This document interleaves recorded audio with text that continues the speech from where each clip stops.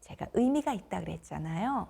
그 의미는 작가가 특별히 의미를 전달하기 위해서 그림책 작가들이 잘 쓰는 그런 약속이 있습니다.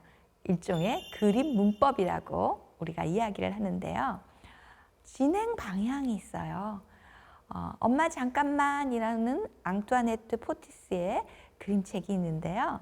이 그림책 보시면 진행 방향을 잘 보여주는 그림책입니다. 그림책은 보통 오른쪽으로 가게 되면 그것이 앞으로 간다라는 의미가 있어요.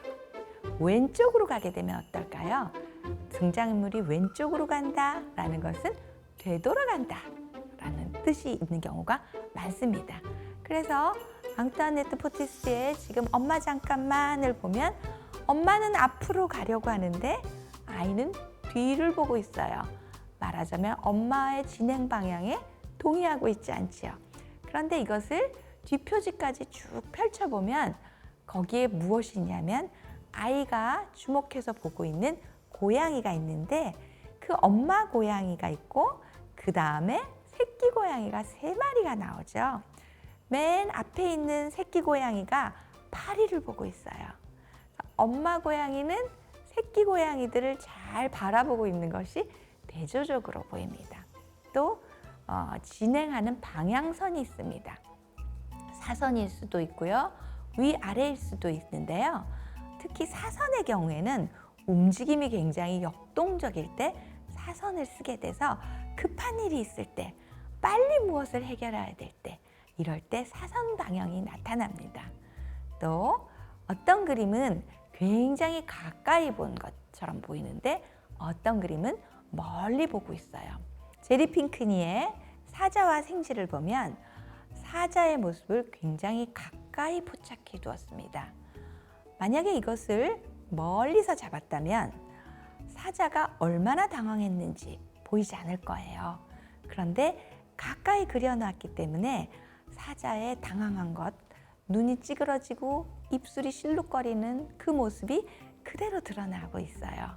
또한 그림을 멀리 보여서 압도하는 건축물이나 이런 장면들을 통해서 건물 이런 것을 통해서 등장인물이 지금 얼마나 암담한 상황에 처해 있는지를 원경으로 잡아서 보여주고 있어요. 또한 위아래를 달리 배치해서 위에는 이상적인 것, 아래는 현실을 보여주기도 하고요.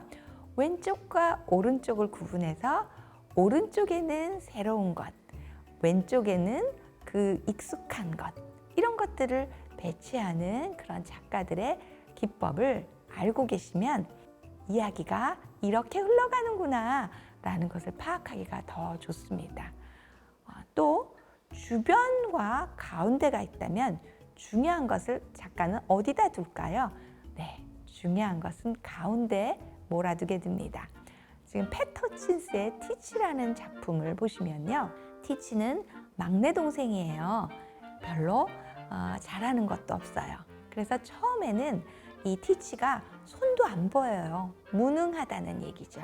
그런데 형은 꽃을 심기 위해서 무거운 화분을 가져오고 누나는 삽을 가져왔는데 티치는 작은 씨앗을 가져왔거든요.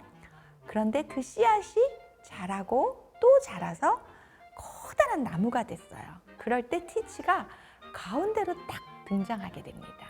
그래서 어렸던 티치가 이렇게 성장했네 라는 걸 보여줄 때 많은 아이들이 티치를 자기로 동일시하면서 굉장히 뿌듯해 하는데 그런 것들이 가운데에 배치되어 있죠.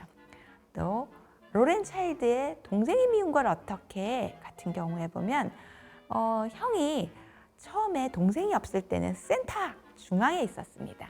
그런데 동생이 태어나니까 동생이 가운데 자리를 차지하고 형은 주변으로 밀려나게 돼요. 벌써 동생이 미울 수밖에 없다는 것을 그림이 잘 보여주고 있습니다.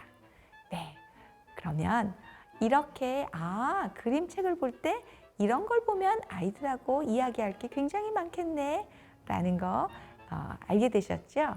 그럼 우리가 한번 그림책을 보면서 연습 한번 해볼까요?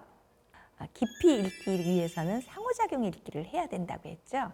그 연습을 한번 해볼게요. 처음에 표지를 봐야 된다고 했습니다. 네, 지금 치과의사 드소터 선생님 장면이 있다면 그림을 보시면 누가 나오나요? 네, 여우가 있고 또 새양쥐가 있는데 무슨 일이 있는 것 같아? 새양쥐가 여우의 입속으로 들어가 있어. 왜 들어가 있을까? 잡혀 먹이는 걸까? 그런 것 같지는 않아. 그런데 이 제목을 보면 치과의사 드소터 선생님이라고 써 있어. 이 중에서 누가 의사 선생님 같아? 어떻게 알았어? 아, 그래. 새양쥐가 하얀 가운을 입고 있네. 그리고 이 여우는 우리가 치과 갔을 때처럼 이렇게 앞에다 수건을 하고 있는 걸 보니까 이가 아픈가 봐 알 수 있겠죠. 그래서 표지를 보고 이야기를 하고 실제로 장면을 넘겨서 치과의사 드소터 선생님은 새양쥐입니다 라는 글을 읽게 되는 순간 그치? 맞았지? 내 말이 맞지? 아이들은 너무 기뻐해요. 그렇게 치과 의사 드소터 선생님도 읽어볼 수 있고요. 기차가 덜컹덜컹도 보시면 이야기할 게 많죠. 도서관에 간 사자도 마찬가지입니다. 사자가 도서관에 갔어? 그런데 이 사자는 어떤 것 같아? 무서운 사자인 것 같아? 아, 아니네. 친구들이 사자한테 이렇게 기대 있는 책을 보는 걸 보니까 아주 착한 사자인가 봐. 이런 이야기를 할 수 있겠죠. 이럴 때 영화의 경우에는 글이 많지 않기 때문에 그림을 자세히 보면서 이야기하면 좋겠죠. 그런 그림책으로 글 없는 그림책이라는 것이 있어요. 많은 부모님들이 글 없는 그림책을 보면 굉장히 당황하세요. 글이 하나도 없는데 도대체 이걸 어떻게 읽어요? 라고 생각하실 수 있지만 이제 부모님들은 그림을 어떻게 봐야 하는지 배우셨어요. 이것은 작가가 그림만으로도 이야기를 다 전달할 수 있다는 자신감의 표현입니다. 그래서 작가가 어떻게 그림을 통해서 독자에게 이야기를 들려주고 있는지 자녀와 함께 이야기를 하다 보면 굉장히 많은 것을 알아갈 수 있습니다. 그 이야기가 작가가 원래 풀어내려던 이야기하고는 다를 수도 있어요. 그렇지만 상관없겠죠. 누가 뭐라 그러겠습니까? 창의적인 이야기를 만들어내고 있는데요. 그럴 때 만약에 아이가 그림책을 함께 읽어가면서 별로 재미를 못 느끼는 것 같아요 라고 생각하는 분들이 있는데 그렇습니다. 어떤 아이는 글을 굉장히 좋아하지만 어떤 아이는 그림책을 그렇게 끝까지 보지 않기도 해요. 저도 자녀가 둘이 있는데 큰아이는 늘 제가 저녁 설거지가 끝날 때까지 기다렸다가 그림책을 쌓아놓고 읽어달라고 했지만 작은 아이는 그러지 않았어요. 그렇지만 그 아이와도 그림책을 즐겁게 읽었는데 그렇게 하기 위해서는 그림책에 있는 사건들을 아이하고 실제로 경험해보는 일을 하는 거예요. 그림책에 있는 것처럼 우리도 음식을 만들어 볼까? 할머니한테 전화를 걸까? 그림책에 있는 주인공처럼 나도 요리를 해볼까? 이런 것들을 하면서 아이들은 그림책에 점점 더 관심을 갖게 됩니다. 그럴 때 아까 말씀드린 것처럼 질문도 할 수 있고 만약에 여기 사자가 아니고 다른 동물이라면 어떤 동물일 수 있을 것 같아? 물어보기도 하고 여기 이 사자한테 우리가 편지 써줄까? 이야기를 건넬 수도 있겠죠. 그리고 이야기를 다시 그림만 보면서 정리해 보는데요. 그럴 때 정리하기 가장 좋은 방법은 주인공이 뭘 하고 싶어 했는지, 그런데 하고 싶은 걸 하는데 어떤 문제가 있었는지, 그 문제를 어떻게 해결했는지를 정리해 보시면 이야기의 핵심 내용을 정리할 수 있겠지요. 그럴 때 또 마음에 드는 장면은 어디였어? 그 장면이 왜 마음에 들었어? 여기서 엄마가 아이한테 뭐라고 말했을 것 같아? 이런 질문들을 하면 또 이 아이는 엄마한테 뭐라고 말하고 싶었을까?